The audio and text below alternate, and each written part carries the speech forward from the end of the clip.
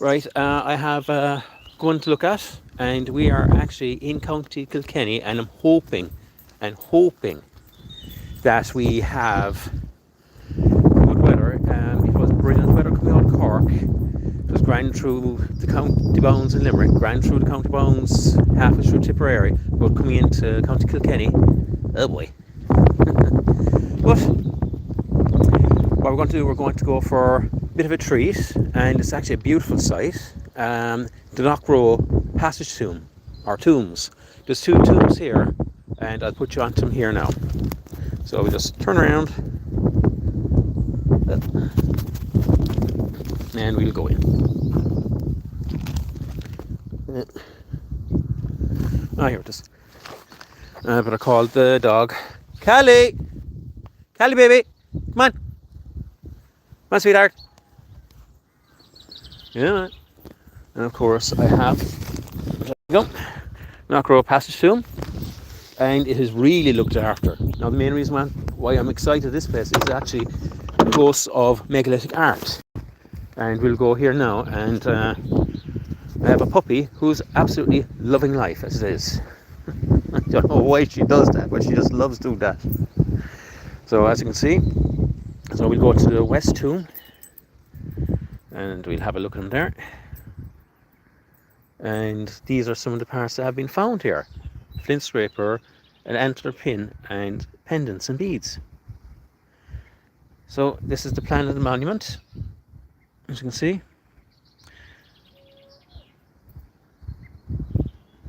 And location of the decorated stones. So we'll have a look at the decorated stones as well, which will be quite fascinating. So we'll start going there. So at a guess, my orientation is completely gone. Now we are in the ancient east, or 𝕴𝖗𝖎 of the country, and we will have a look at them now. Unfortunately, over time they have fallen apart. We will have a look at them. Now, one thing that's beautiful about these ones is that one faces the winter solstice on the sunset, and the other one's on the sunrise. So we have a look. Unfortunately, over time, this is what happens. But absolutely beautiful to look at. And we'll go maybe inside. So we'll go into where either sunrise or sunset. I'm not too sure of the orientation, I'm afraid. But as you can see, we're in here now, and that dog is just loving life here. Oh, nice. Now, let's see, you have a bit of a side chambers here. It's almost similar to the actual one that we were there a couple of weeks ago in Gal Valley at Darby's Bed. But now we'll go over here, and then hopefully we'll get to see some megalithic art soon. So anyone who is new to the site, welcome, and we'll have a quick look inside. This one is very interesting, so we'll have a look here. Now, you can see some of the megalithic art here down at the bottom, depict depressions, and we'll see if we can find a few more. Now these will be on the inside, not on the outside. I think you might be able to see a spiral pattern down here. I don't know if you can see it or not. You can just see, you can just barely make out some of them, and you can just see the one here. Now I'm going to try and get into it so we get a better look around.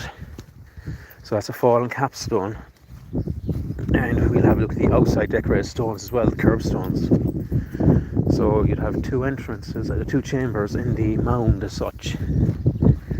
So we'll try and get in. It is quite narrow in here.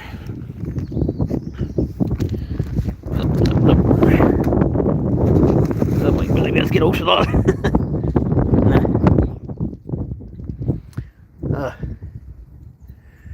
No, you can definitely see that up close there now. And what I'll do is I'll put my camera equipment here, and I'll try and time it a bit better. Don't fall on top of me. Now, yeah, here we go. Now we're actually inside the chamber now, and I'm hoping that I'll be able to get out and the weather stays good. I'm not holding out for much of the Irish weather. No. Let's see, we're inside the west chamber, I think. So this will be the sunset. So I'd have the sunset would come in this way, and we'll have to go up and close to the megalithic art now. So as you can see, over 5,000 years ago, these depressions were pecked, and you can see there's a bit of a spiral here. 5,000-year-old artwork.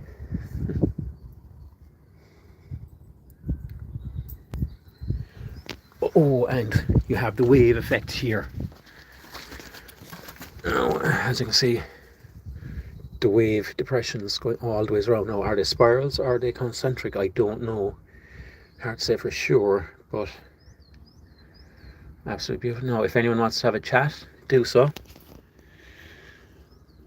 I know my accent isn't the best, and it might sound like I'm speaking gobbledygook half the time, but as you can see, the artwork is absolutely beautiful inside the chamber here.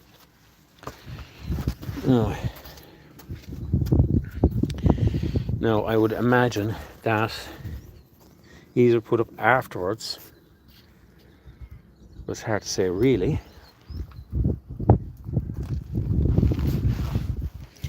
To climb out again. Oh boy. Now, before anyone asks whether it's erosion or not, this would be erosion here, as you see inside of the stone there. So at least you know.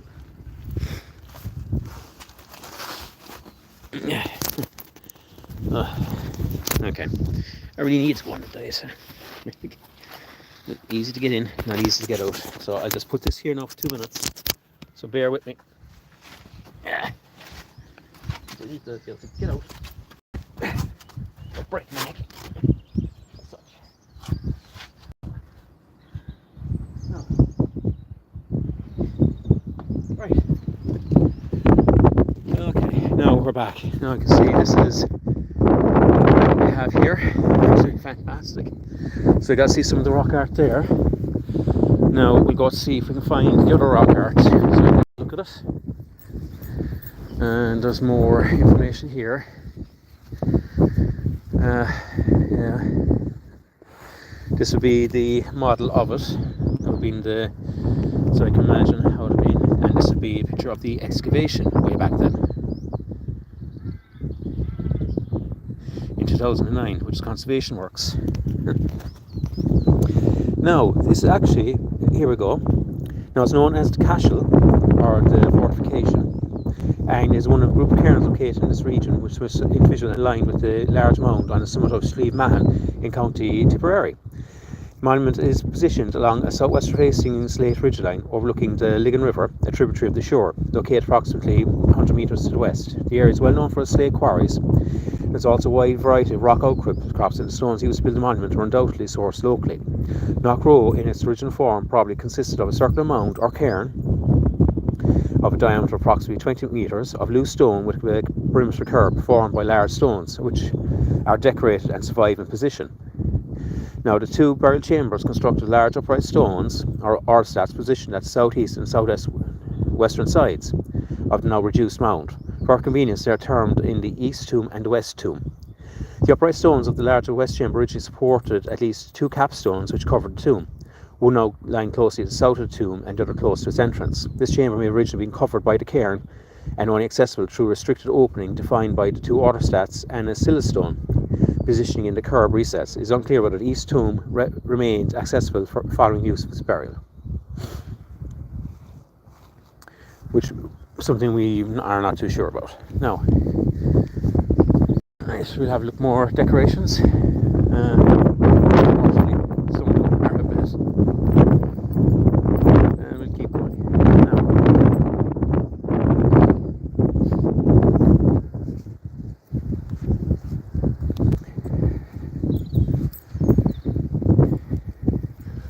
These be the curbstones surrounding the mound.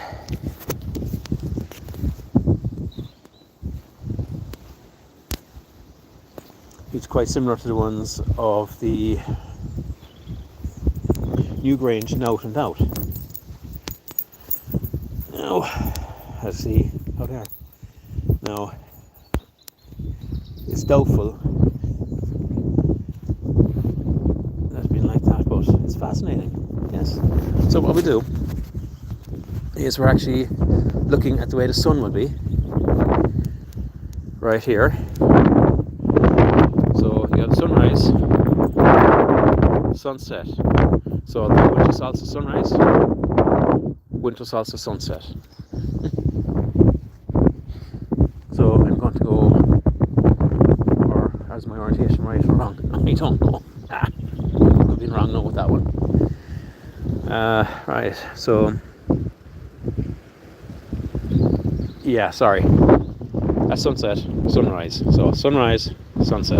So my bad, sorry about that. My orientation is very bad lately. So we were inside the West Tomb. The East Tomb is actually decorated as well.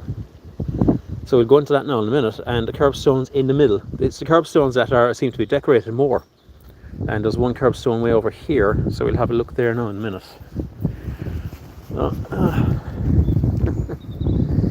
And on Coochie, a loving life. Now we'll go in here again. Now this is the sunset, the west one, west facing. And we'll have a quick look. I don't really see much because of the erosion over time. So like if anyone sees one, give a shout or something like that. And hello from North Wales. Hello to North Wales. These are the little side chambers. And I can't see any at the moment.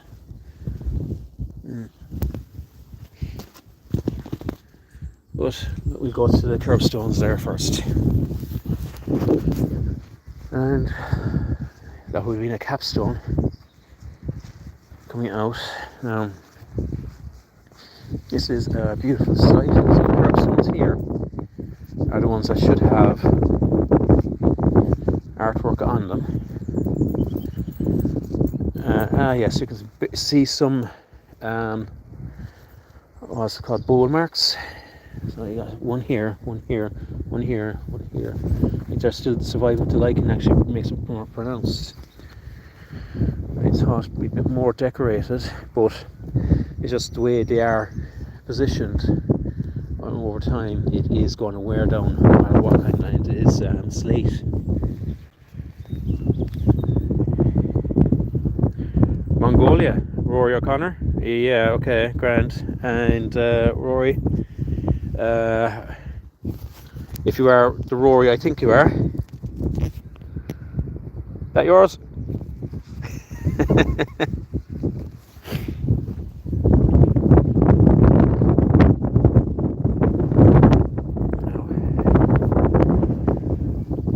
No, I can't really see much in the lines of artwork on these apart from the bowl marks.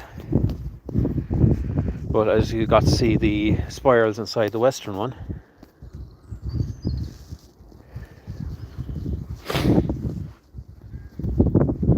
Yeah, it's definitely you anyway, Rory. Give us a shout when you're in Cork again. This is Rory O'Connor of Curse Monk Records, purveyor of Irish metal. So a bit of a plug there, everybody.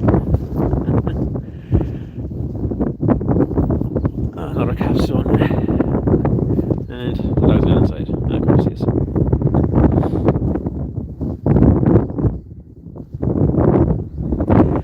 Now,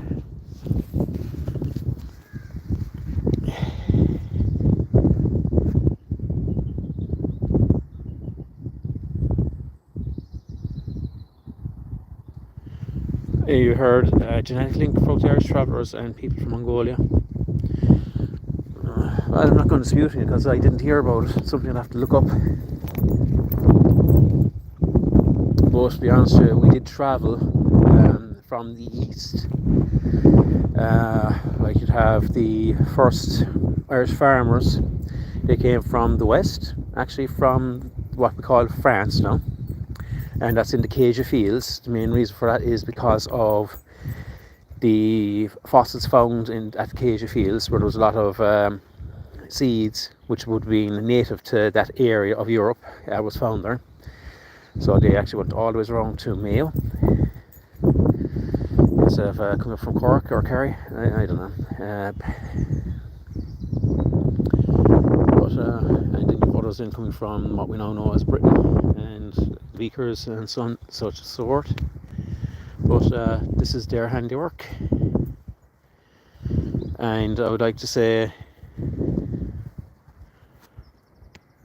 okay, Rory, sorry about that. I thought you were the Rory O'Connor who was the musician and the owner of Monk Records. So apologies, and that's Rory, who actually did subscribe to me many years ago. Well, 2 years ago. Apologies, I got the wrong person here.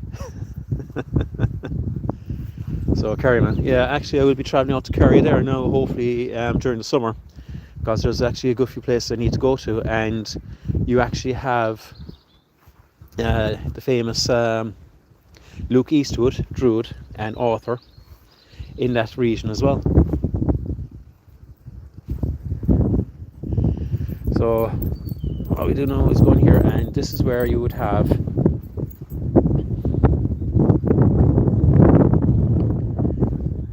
just earth and stone mounted, earth stones decorated going around, and then you have sunrise, sunset. I think I got it right now this time. So for everyone who's been watching, 𝕻𝖍𝖌𝖆𝖓 𕮮𝖵𝖌𝖆𝖓 Las Kelly, agus Slán go fóill.